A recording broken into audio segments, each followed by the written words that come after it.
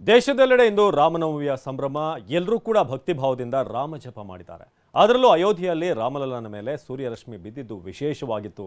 ಹೇಗಿರುವಾಗ ಈ ರಾಮನವಮಿ ಸಂಭ್ರಮದಲ್ಲಿ ಜನನಾಯಕರು ರಾಜಕೀಯದ ಪಾನಕ ಕುಡಿದಿದ್ದು ಕಂಡುಬಂತು.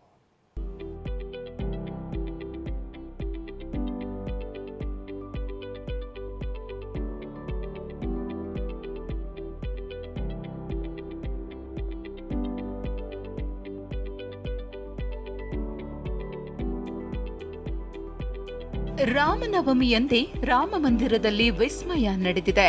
ಸೂರ್ಯ ವಂಶದ ಕುಲತಿಲಕ ರಾಮಲಲ್ಲನ ಹಣೆಗೆ ಭಾಸ್ಕರ ತನ್ನ ಕಿರಣಗಳ ತಿಲಕವಿಟ್ಟಿದ್ದಾನೆ. ಸುಮಾರು 2.5 ನಿಮಿಷಗಳ ಕಾಲ ನಡೆದ ಈ ಅಚ್ಚರಿಯನ್ನ ಕಂಡು ಕೋಟಿ ಕೋಟಿ ಕಂಗಳು ಪುನೀತವಾಗಿವೆ.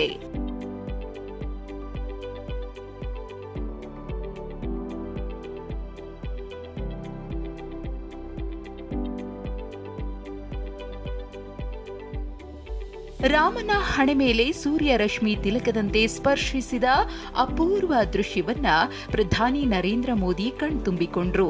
ಅಸ್ಸಾಂನ ನಲ್ಬರಿಯಲ್ಲಿ ನಡೆದ ಸಾರ್ವಜನಿಕ ಸಭೆ ಬಳಿಕ ವಿಮಾನದಲ್ಲಿ ಪ್ರಯಾಣಿಸುತ್ತಿದ್ದ ಸಂದರ್ಭದಲ್ಲಿಯೇ ಟ್ಯಾಬ್ ಮೂಲಕವೇ ರಾಮನ ಹಣೆ ಮೇಲೆ ಸೂರ್ಯ ರಶ್ಮಿ ಸ್ಪರ್ಶಿಸಿದ ದೃಶ್ಯ ವೀಕ್ಷಿಸಿದ್ರು.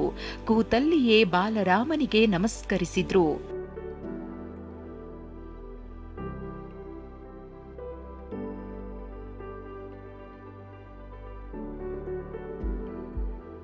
ರಾಮನವಮಿ ಸಂಭ್ರಮ ಕೌತುಕ ಕ್ಷಣದ ಜೊತೆಗೆ ಇತ್ತ ರಾಜಕೀಯ ಅಖಾಡದಲ್ಲೂ ಹಲವು ಕಥೆಗಳು ಅನಾವರಣಗೊಂಡಿವೆ. ನಾಯಕರ ರಾಮಜಪ ನೆಪದಲ್ಲಿ ಮತಬೇಟೆಯೂ ನಡೆದಿದೆ.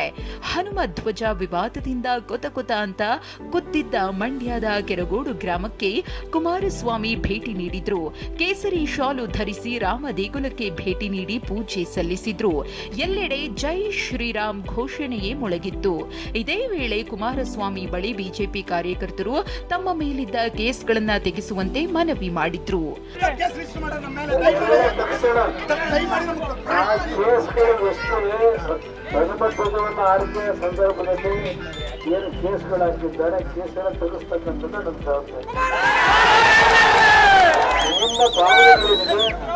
ಅದಕ್ಕೆ ಸರ್ಕಾರದಿಂದ ಆದೇಶ ಮಾಡಿಸ್ತಕ್ಕಂಥದ್ದು ಜವಾಬ್ದಾರಿ.